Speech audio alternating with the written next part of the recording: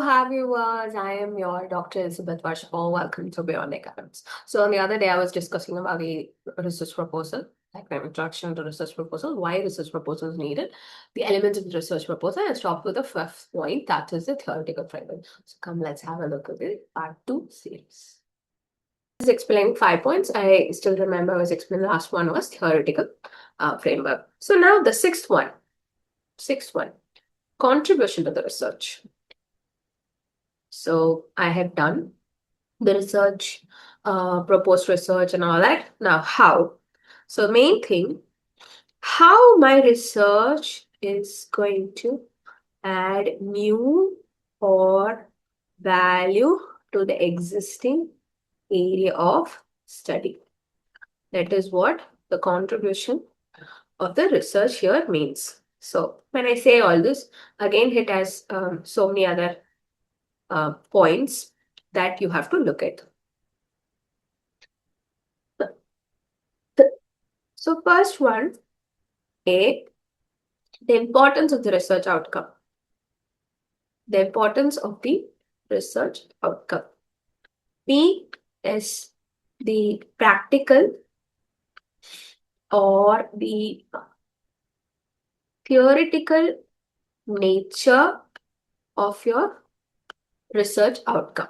So this is what you discuss generally in the contribution of the research work. So basically here when I say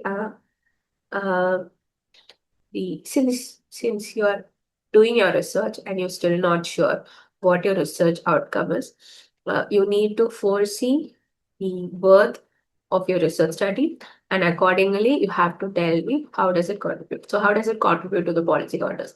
What is your contribution, that is your studies contribution towards the whole economy? How is it going to contribute to your practitioners? How is this seminal work going to contribute to your academicians? Okay, so from a macro perspective, you have to explain what is your contribution of a research study is going to be. Okay, one is your proposed research methodology. So here you need not give in detail about your the tools or the methodology that you have to explain great detail, but it should entail certain facts that your paradigm or the theory that you're going to explain. Very important. Whether your study is qualitative or quantitative research, whether is a case study, whether your study has a survey or correlation research, or your very important, your dependent, very important, dependent, independent variables, your moderating variables, mediating variables is very important to explain, and your very important, your sampling frame and the size of your sample. So how are you going to collect the sample size?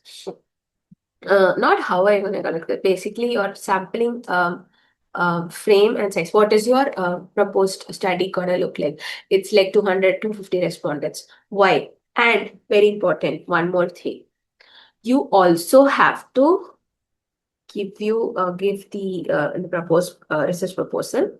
You also have to explain how do you access the data. Is it primary data, secondary? How are you going to? And mainly, how are you going to analyze your data?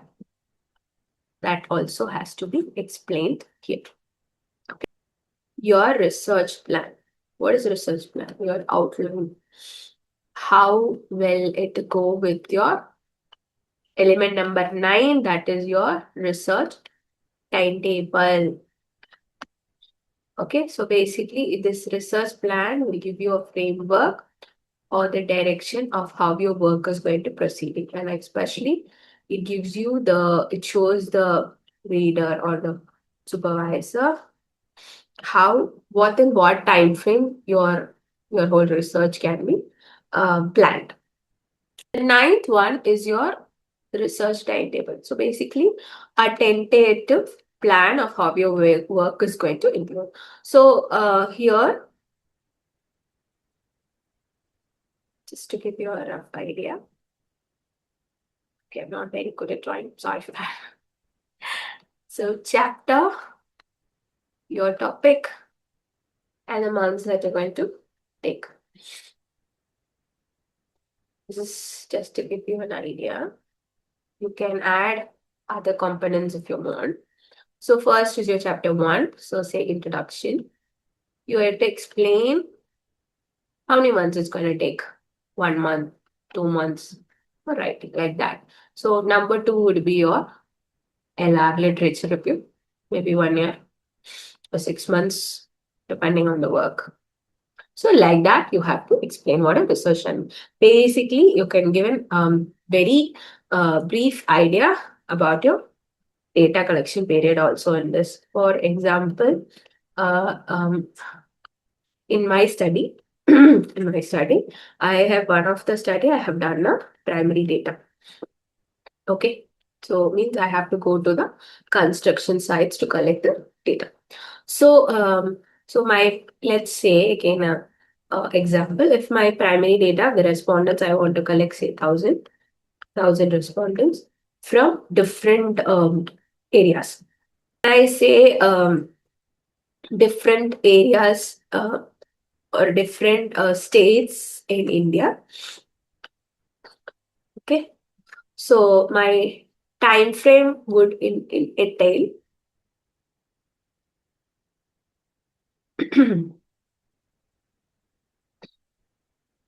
say mm,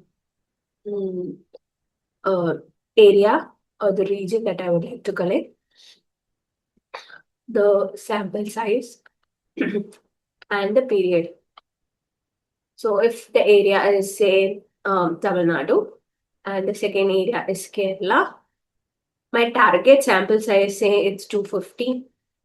215, what is the period? Say 6 months, or from July to September, another 6 months from September to November. This also can be included in your research proposal.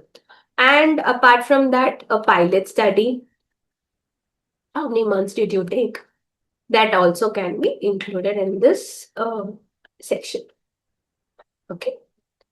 All this graph is according to your convenience. I just gave you an early idea. The last section that we were talking about is the references. Usually we follow APA 7th edition, but just look at the guidelines, what is mentioned for your proposed research as per the institute norms. Okay, so just don't blindly believe APA, just go to their proposed research and check which referencing style that they would use. You can use software such as Mendeley, Zotero, and all that for easier preparation of references.